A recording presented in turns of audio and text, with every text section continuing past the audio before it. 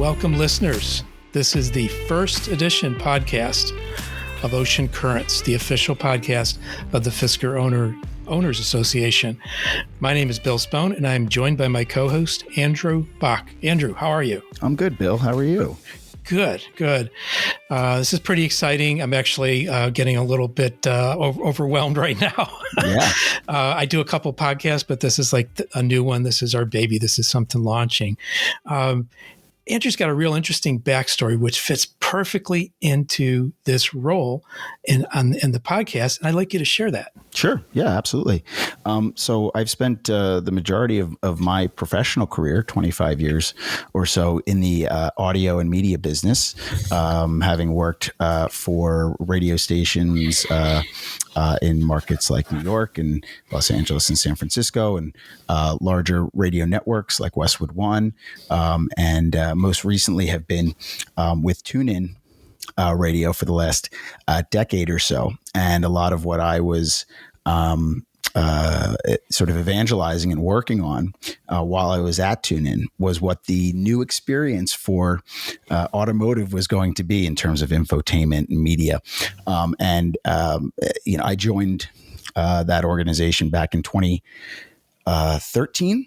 And at that point, most media integrations, and I'll flash some stuff up on the screen so people can see what it looks like, we're really just very limited text being being displayed on aftermarket radios that you could buy at a Best Buy or a Circuit City. I'm dating myself. That would allow you to at least have some of the experience in an in-car type of fashion, and to see where we've come in the 10 years or so that I was working on that from 2014 all the way up to now has been pretty amazing. And it was exciting to work on not just Fisker, but integrations with Tesla and Rivian and VinFast and a bunch of the other electric vehicle cars that have come out in the last couple of years, but also legacy autos like Mercedes and Audi and all of those guys. So I'm a car guy as a personal sort of life interest, and being able to sort of bring these two worlds together for me was just really exciting, and loved being part of the journey of seeing the Fisker get out onto the road and seeing the work of TuneIn, where I'm no longer at, but TuneIn and others sort of in that position to be in parity with any other media offering. It's we've come a long way.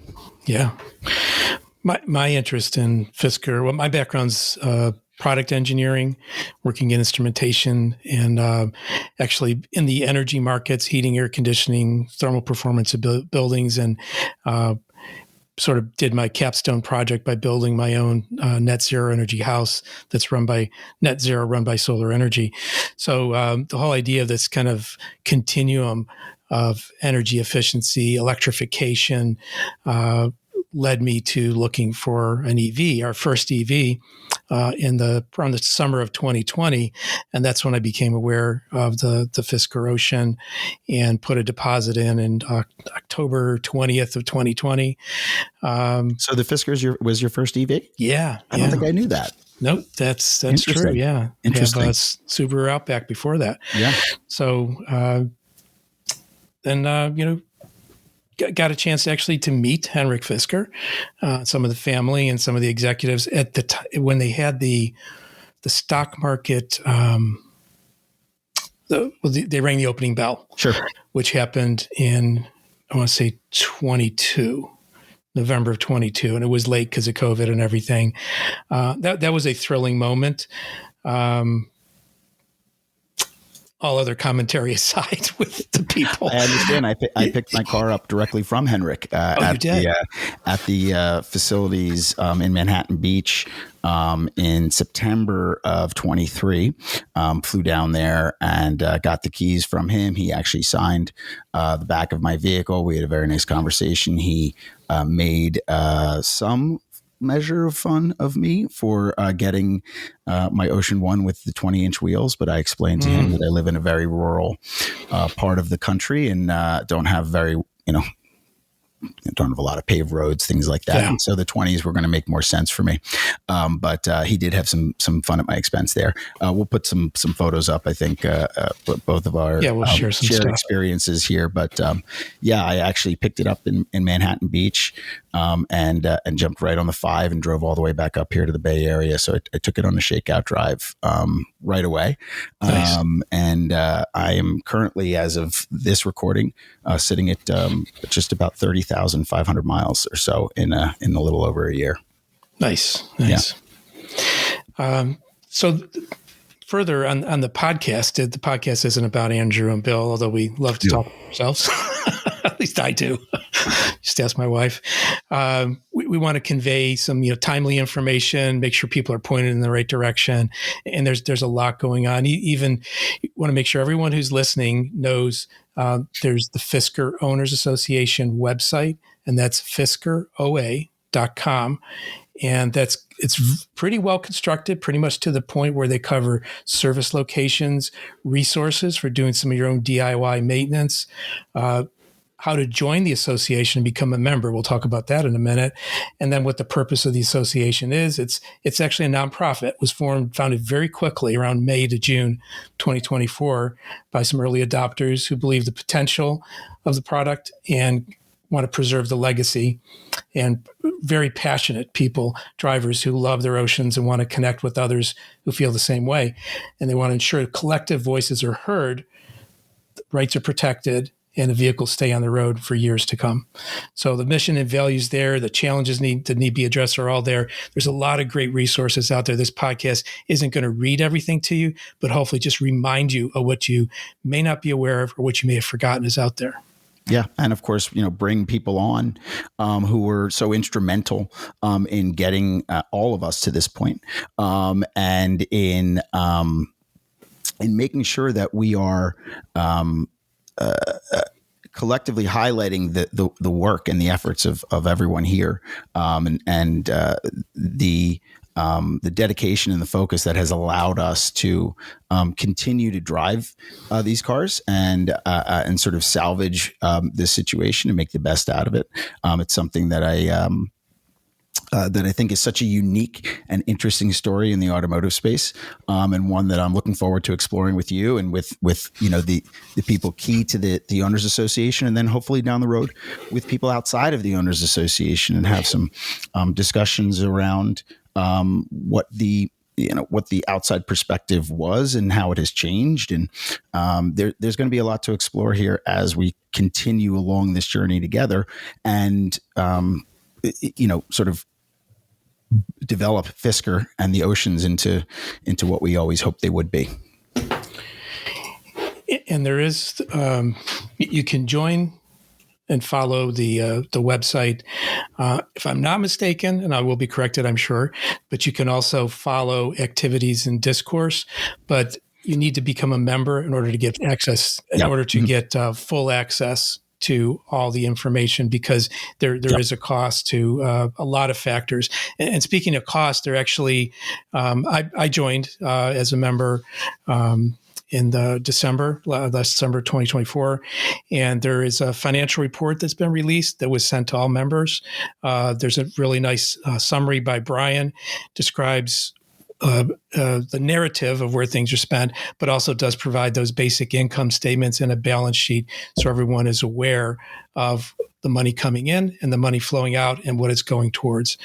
Not surprisingly, the largest expense continues to be legal fees. They accounted for $360K of spend in 2024, and then followed by IT expenses, $5,500, and insurance about $1,100. But it may seem like there's a lot in the bank, and he goes on to describe it, but there's going to be a lot coming out very quickly. I don't think that this is a situation where there's going to be large coffers of funding that's sitting around. I think most of what the Owners Association is raising and utilizing is expressly for the costs, the actual real world costs that we're dealing with in order to keep this thing going. And we will include some links and show notes, and there's other places you can get these links. But if you want to look at the membership options, right now, as of the data recording, which is January 14th, 2025, it's $250 for 3 months, and that includes a $100 initiation fee. Or if you want to go ahead and pay for a whole year, it's $100 initiation plus $600. They go on to describe it. These are like technically oriented, well-intentioned, big-hearted people trying to think of every possibility. So if there's a missing detail or fact, give them a break, send them a message. There's always a place to contact people. But they and we hope to be able to clarify some of the stuff for everyone as well, right? So a big part of what we're looking to establish here for everyone is a regular cadence of updates with a little bit more context, which I think is important in my business, in my professional world. I'm very much on a mission of trying to explain and inform people about the sort of our information literacy and illiteracy problems right now. And so, context is a big part of that. And so for me, doing a show like this is going to be critical to ensuring that the context around any of what's happening is really spelled out and explored. So much of what this experience to date has been over text and over message boards and things like that. I am of the mindset that is the worst possible medium for us to be relying on as our sort of main form of communication, because of the ability for people to apply any type of inferences or anything like that, read into text in a way that is not intended. And so with this, my goal, and I'm sure yours as well, Bill, is to be as direct and straightforward as we can, have discussions, add context to what is happening here and all the decisions being made on behalf of all the owners association, of all the owners in the association. And I'll correct myself immediately. The membership includes member access to the community forum, as well as discount on select parts, voting rights, and we'll talk about voting in a minute. And then pending successful finalization of contracts, cloud connectivity would also be included, access to the Fisker service portal when development is complete. Again, a lot of things are pending. Access to iOS and Android apps when the development is complete, and that may be in the very near future. The membership's non-transferable, non-refundable, all the small print. Dues may be subject to change, et cetera, et cetera. But pretty well thought out for a group of volunteers who came together well less than a year ago. Not only well less than a year ago, but really without any plan to do this. So I think it's important to continue to recognize that not only is this a completely volunteer situation, but it is one that was born out of necessity, and as such is still a bit fluid while things are settled. So it's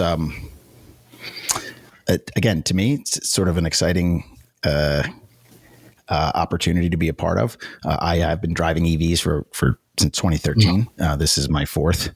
So I felt very strongly about the future and the opportunity of the vehicle, and still do. Absolutely.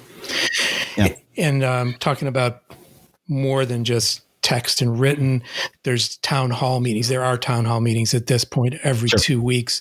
The next one is January 19th. I'm not sure if we're going to get this podcast out before then, but look for it every 2 weeks. And the link to the Twitch event, they're broadcast on Twitch, are found in the newsletter. And also in this newsletter, which came out just a few hours ago, they're working on improving the update for North America for the 2.2 process. And they're still prioritizing and working on rolling out 2.2 for Europe. keeping in mind this is an international car, an international group of owners and listeners. Another big segment of the newsletter, or important segment, is information on election. The board has approved a call for elections to take place in February. So if you want more information or want to nominate someone, there's a button to click in the newsletter, which will drive you to a site. It actually drives you to the community forum, which describes the positions on the board: president, chairperson of the board, secretary, and treasurer. The voting will take place February 10th through 25th, and then the elected officials will start their terms on March 15th, 2025. And I think that's an important thing for us to call out here, because I know that they're initially in some of the messages and comments that I had read as the Owners Association was starting up, were people wondering about what the process was and the opportunity might be to be more involved, and how the decisions around leadership and board seats would be made. So I think for those folks who were in that, were sort of in that mindset, now's your opportunity to go in and take a look at what the information is around these elections, requirements, ask your questions, and make some suggestions for these roles. Yes. The Owners Association is also sponsoring key fob programming. In Europe, you would want to contact your country coordinator. In North America, there's actually a volunteer form to help arrange for a meetup, volunteers to arrange meetups. And again, this is in the newsletter. A lot of great information, concisely presented, and some outlinks to learn more about these. And then they're working hard on the rollout of the FAST tool to shops in Europe. And there's some hurdles that still need to be cleared, but there are several shops available again in the newsletter. I see 1, 2, 3, 4 in Denmark, 1, 2 in Germany, 1, 2, 3, 4, 5 in Norway, and 1, 2 in Sweden. I'm personally very much looking forward to getting, I got my fob and my key cards in the order a couple weeks ago. Oh, you did? They're just sitting here. Yeah. So I've gotten my my key and the 2 fobs. I'm just waiting for an opportunity to get those programmed and active. But I also happen to be on 2.2. So it's my overall experience at this particular stage is that's pretty solid. Good. Yeah, I'm on 2.2 since September 29th. The only thing I have is the double beeps. I have the double beeps as well. Yeah. And you mentioned you got the fobs. Did you get them from Tsunami? That was from Tsunami. Yeah. Yeah. So and I noticed that they continue to add parts. Yeah. One of the big things that I saw recently was the various pieces of glass, which I know was a really big problem for folks, and was a big concern of mine for as much driving as I do, that I was going to end up breaking something and needing specifically glass, which I don't think the Safe Lights and those repair shops are having access to at the moment. So getting that is a really big win, I think, for Tsunami Automotive all around. And the website's tsunamiautomotive.com, and that's TSUNAMI automotive.com. And it's founded in conjunction with the Owners Association. It's an independent corporation that's focused on wholesale purchase, sale, and distribution of Fisker parts. And it's last time I looked at it, it's really improved. It's really very bold, very vibrant. Go take a look at it. Available parts, shopping chargers, shopping for key fobs, and going for recall parts. So it's all really nice. Yeah, and I get lots of questions. I think people in my life are very aware of how invested I was in this vehicle and in Fisker overall. I'm embarrassed to admit that that Fisker, the vehicle, sort of played a role in my wedding last summer, where Henrik and Gita had, because my car was not ready in time for the wedding, they had sent one of the executives up with a vehicle to sort of act as a a little bit of a chauffeur for us for the weekend. So I felt very strongly about the mission and the opportunity here, and was very excited to drive a car designed by Henrik. As someone who is again a lifelong car nerd, knowing that I'll never own a BMW Z8 or an Aston Martin, I think this was a nice benefit and a bonus to have that. And so, it's a long-winded way of my saying that it's been very central and something I've talked about in my life for the last couple of years. And people to this day are still asking lots of questions about what is going on, about the Owners Association, for those who aren't aware of it. And I've had several people recently come to me and ask whether or not now is a time to buy an Ocean. And so it's been very interesting to sort of watch the ebbs and flows of this and know that so much of the reason why we're even in a position in January of 2025 to have conversations about whether or not people should buy these cars is because of what the Owners Association, along with American Lease, were able to do here in the bankruptcy proceedings. But it's to me, it's exciting time to be doing this, to be launching this show with you, and to be sharing more about this journey and what the future holds for members of the Owners Association, people who are interested in joining, and people who are interested in these, what I think to be really wonderful cars. Absolutely.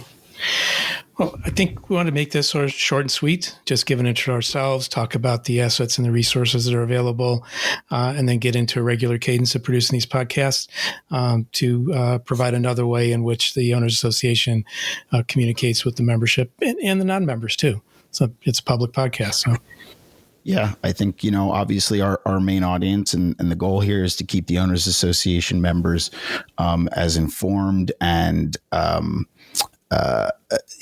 connected as possible to the process and the progress that is being made.